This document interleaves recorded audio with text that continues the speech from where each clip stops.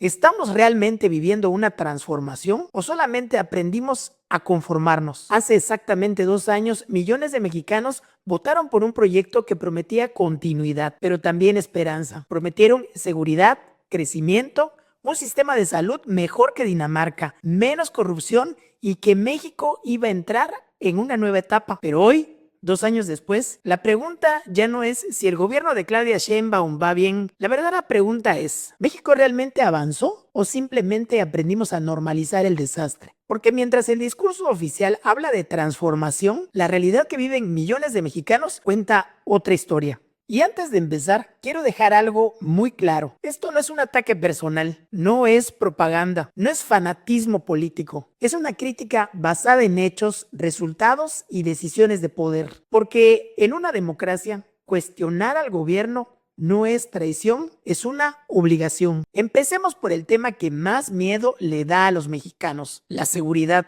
2 años después seguimos viendo estados controlados por el crimen organizado. Seguimos viendo carreteras inseguras, seguimos viendo cobro de piso, desapariciones y ejecuciones prácticamente todos los días. Y mientras tanto, el gobierno insiste en decir que todo va mejor. Pero dile eso a las familias que viven con miedo, a los comerciantes extorsionados y a los jóvenes desaparecidos. La narrativa oficial presume cifras, la realidad nacional presume ataúdes. Y aquí viene lo más grave. La estrategia de seguridad no cambió de fondo. Se mantuvo la militarización, la dependencia del ejército y una política que no ha logrado devolverle la paz a este país. Ahora hablemos del bolsillo, porque puedes manipular discursos, pero no el precio de la comida. Millones de mexicanos sostienen que el dinero ya no alcanza igual. La renta sube, la canasta básica sube, la gasolina golpea y cada vez más personas viven endeudadas para poder sobrevivir. Sí, el gobierno presume indicadores macroeconómicos, pero la pregunta importante es otra. ¿La gente vive mejor? Porque crecimiento económico no significa bienestar automático. Y mientras desde Palacio Nacional hablan de éxito, afuera hay familias haciendo magia para llegar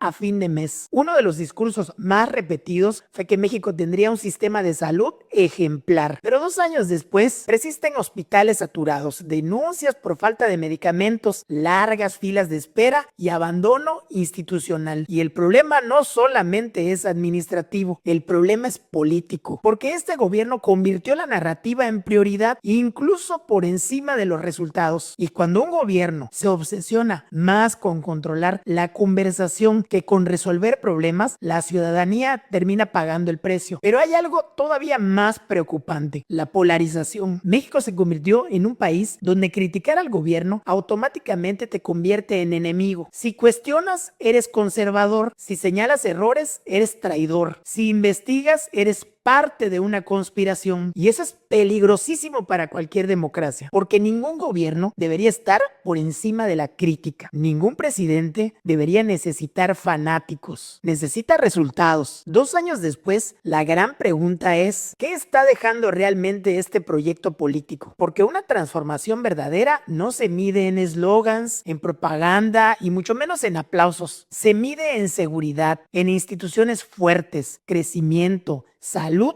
y justicia. Y hoy millones de mexicanos sienten más incertidumbre que esperanza. Tal vez el problema nunca fue la narrativa. Tal vez el problema fue convertir la narrativa en sustituto de la realidad. Y aquí está la verdad incómoda. Un gobierno puede controlar conferencias, tendencias y propaganda, pero no puede esconder eternamente la realidad que vive la gente, porque tarde o temprano el país real terminará alcanzando al país del discurso. 2 años después de la elección de Claudia Sheinbaum, México merece hacerse una pregunta brutal.